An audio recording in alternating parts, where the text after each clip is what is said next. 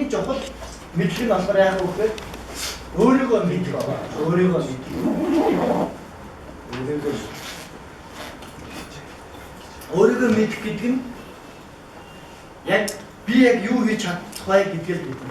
Хамгийн өөрийнхөө нөгөө сайн хийж чаддаг зүйлийг мэдэж авах. Түүнийгээ олж таних гэсэн байна. Яг би одоо энэ компанид миний хийгээд байгаа зүйл юу вэ?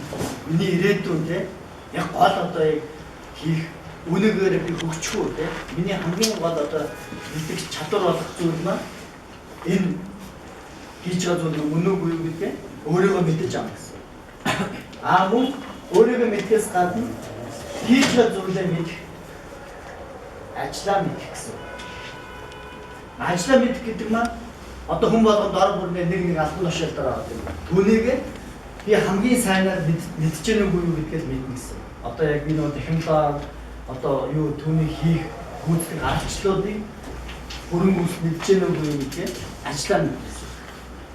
За ажлаа мэдээд өөрийгөө мэдээд за ингээд үндсэндээ гол зүйл нь энэ байна. Мэдлэгтэй Монгол бидний энэ хоёрыг хийсэн байхад яг чи өөрийгөө мэдлэгтэй Монгол гэж